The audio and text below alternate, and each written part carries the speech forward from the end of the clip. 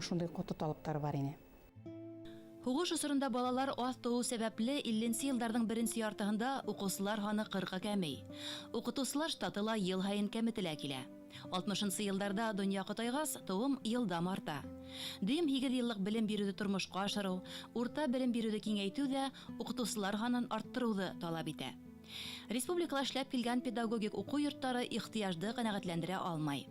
Мен өлкә комитетта эшләй башлаганда, не келди, Мәскәүдән шундай таблица, процент обеспечения учителям высшего образования деген.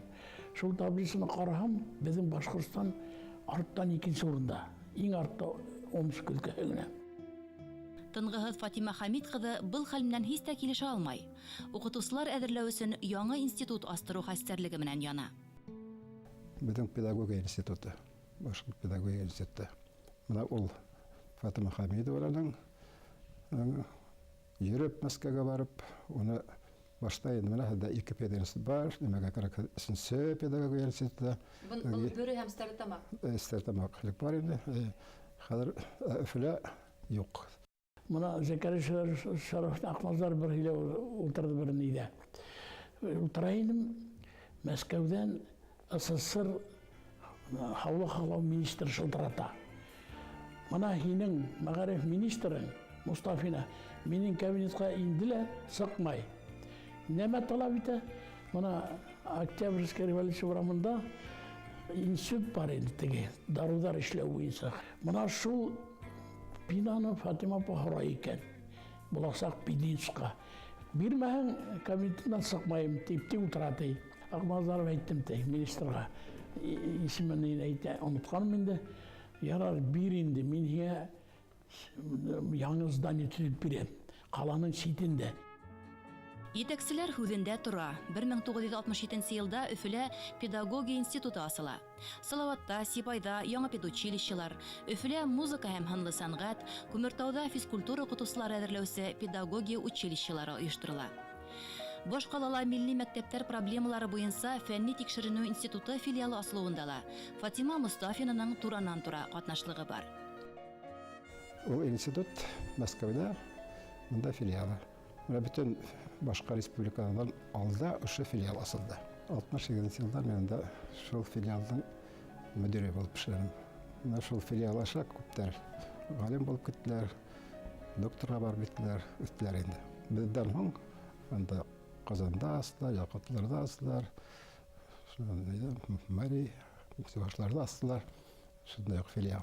Бу бик кирәкле филиал диде. Мәгариф министры вазифаһынан киткәс, Фатима Хамид кызы 5 ел үзе лә ошо институтта эшләй, фәнни хезмәттәр яда. Башкортстан тарихына, мәгариф системаһы үсешенә бәйле бернисә китап сыгара. Мен башта бик куркып инде, дә 14 кеше бергә эшләгән, яшь җитәкче. Аны бер дә ярдәм итеп, кәңәш биреп, бөтә коллективка булсалай, шул эшләй башлады, гыйльми эш белән дә. Яшь укытучыларга филиаллар итендә килгән, менә төрле курслар үткәрәбез. Шуларга улымдалар белән, яшьләр белән, укытучылар белән эшләп, үзләр күрһәткәндә гыйльми яктан да, педагогик яктан да. Фатима Мустафина итәкләгәндә Башкортстан мәгариф системаһында заман рухын сагылдырган башка компаниялар да була. Тап шул елларда патриотик тәрбиягә игътибар күсәя. Балаларда ниндәй дә булһа һөнәр нигезләренә өйрәтү яйга һалына.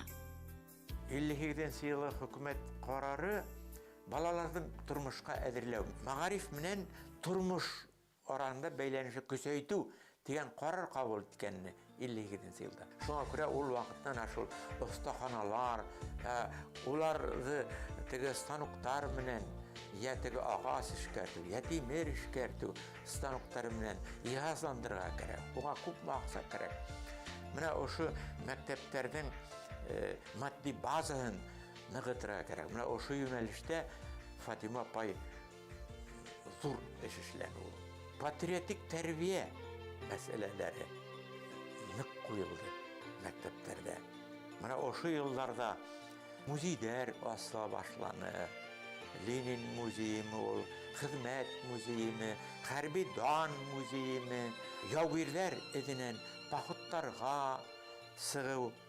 26 декабря исполнится 100 лет со дня рождения деятеля партии и башкирского государства Фатимы Хамидовны Мустафиной, которая на протяжении 16 лет, с 55 по 71, занимала пост министра просвещения Башкирской автономной Советской Социалистической Республики.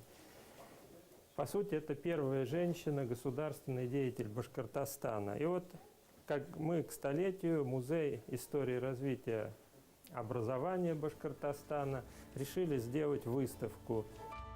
Фатима Мустафинаның министрлыкты калдырып, гыйльми эшкә күсүен ямагатьчелек төрлесә кабул итә. Бердән уга 58 яшь. Хаклы ялга вакыт. Икенчедән гөрләтеп эшләп йөргән кеше белән вакытсыз хушлашу дигән фикердә туа. Аны ебәрделәр инде, аны яшереп торуы юк. Ебәрделәр. Апайны гын ул вакытны. Аны шул Ленин ордены берделәр. И апайга рәхмәт әйттеләр. Апай мына һезнең хезмәтегез зур, мына һезгә награда, һау булыгыз.